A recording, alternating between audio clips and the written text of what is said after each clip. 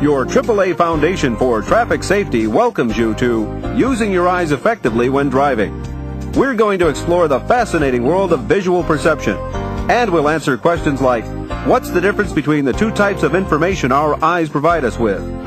Where on the driving scene should a driver concentrate most of his or her attention?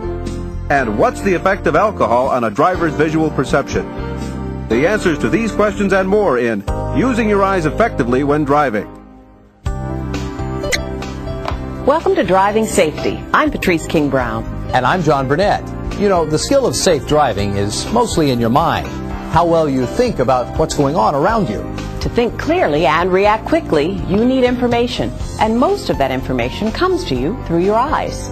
It's called visual perception, and it means your ability to notice many things at once. To get the right information to the brain, a driver's eyes have to move constantly, picking out the appropriate parts of the driving scene at the right time. Let's see how you can make sure you're using your eyes right when you drive. First, let's take a look at how a driver's eyes work.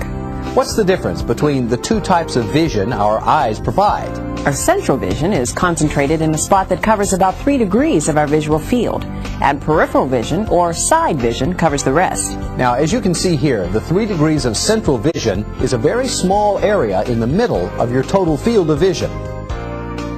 But central vision allows us to make some very important driving judgments, like estimating distance and reading details in the traffic scene. Our peripheral vision, or side vision, is not as sharp as central vision, but it is more sensitive to light and motion. And that's a good thing, because it helps us detect events to the side that are important to us, even if we aren't looking directly at them.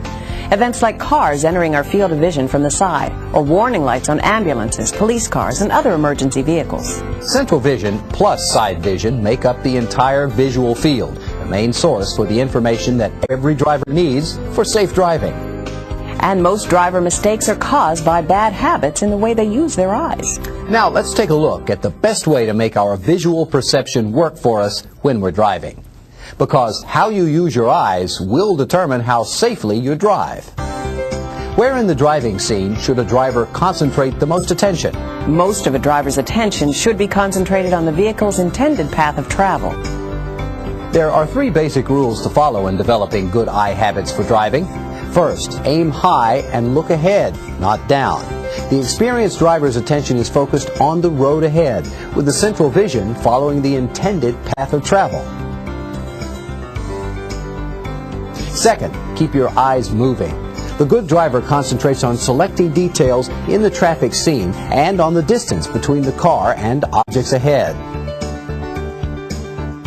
Third, get the big picture. Search the whole scene, not just part of it. Check the rearview mirrors and behind you. As you approach an intersection, watch for vehicles and pedestrians moving in all directions, for traffic control devices, and for anything else that might block your vision or otherwise increase risk. Now let's see how these rules work in some actual driving situations. We know that driving is primarily a task of information processing, but in order for us to learn what visual cues are important for driving, we must be able to describe the driver's visual search process. This is a representation of a driver's visual field. The oval area in the middle of the field represents central vision. The grayed area surrounding the oval represents side vision. When we drive, our eyes move in a series of rapid, jerky movements. Between each movement, the eye pauses for a fraction of a second to another part of the scene. These pauses are known as fixations. Now, even though these fixations are very short, they give the driver's brain time to gather important information from the eye's image of the driving scene. Let's watch how the eyes of 2 experienced drivers cover the driving scene as they confront 2 potentially hazardous driving situations, negotiating a curve and merging onto a freeway. The same 3 rules that apply to training your vision apply here. First, aim high and look ahead, not down. The eyes of an experienced driver tend to drive ahead, typically sweeping into the curve several seconds before her car reaches it. 2, keep your eyes moving. She uses the lane lines close to her car to maintain proper lateral position. And 3, get the big picture. Her eyes select important clues as to how to maneuver the car, the curvature of the road, the condition of the berm, and the speed and direction of other traffic. Merging is another potentially difficult maneuver. Let's watch this experienced driver's eye habits as he negotiates a merge. A good driver starts sampling the conditions in the stream of traffic 10 seconds before reaching the merge point. In a merge situation, experienced drivers maintain lane position by glancing momentarily to the right side of the road. They always maintain an awareness of other traffic patterns developing around them. Train your eyes to follow the 3 rules. Aim high and look ahead, not down. Keep your eyes moving and get the big picture. Keep these rules in mind whenever you drive, and your eye habits will improve. Let's look now at how some experienced drivers have trained their eyes to develop special skills that help them in driving. With experience, some driving tasks don't require every eye fixation to be directed only toward traffic and the path of the car. In this situation, for example, the driver is concerned with avoiding a pedestrian, but is still able to maintain control of the vehicle with only very brief glances at the intended path of travel. This driver has developed the ability to use side vision to judge distance. Another driver was told to fixate on the car on the right while maintaining proper distance behind the car directly ahead. Her central vision remains on the car to her right, but she's still able to follow the car in front without looking directly at it. Let's look at 2 examples in which drivers are functioning at less than top efficiency. This driver is tired. Notice how his central vision tends to fixate lower and to the right, often dipping all the way down to the road surface. This driver, on the other hand, is mildly under the influence of alcohol. His example allows us to answer our 4th question.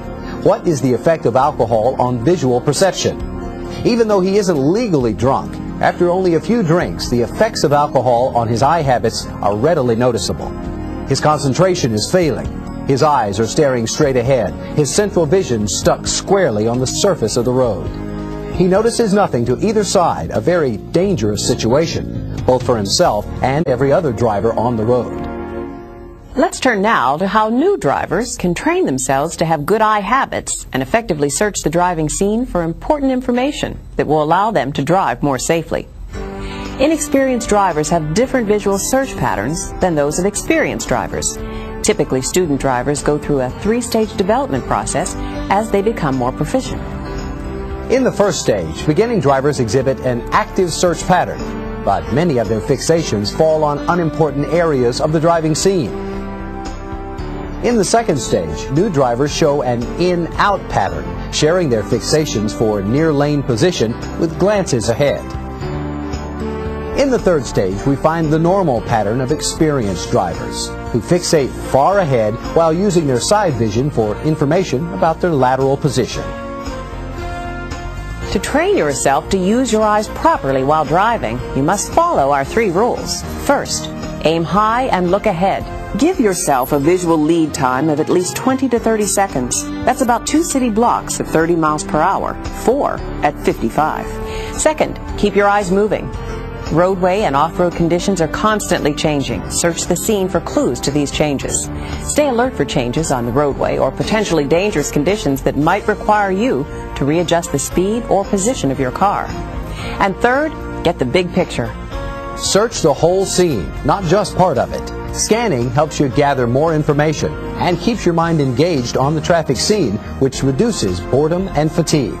Scanning also means checking your rear view and side view mirrors at least once every block in the city and once every 5 seconds in heavy traffic. Because of blind spots to the rear of and behind your vehicle, head checks are an important part of the scanning process. Always return your central vision to your intended path of travel and use your side vision for information along the edges of the traffic scene. Well, that pretty much wraps up our presentation on visual perception. Applying what we've shown you in this presentation will increase the efficiency of your eyes and brain in gathering and processing the information you need to drive safely. Remember, your safety and the safety of everybody on the road with you depends on all of us improving our skills at seeing and anticipating driving hazards. Thanks for joining us, everybody.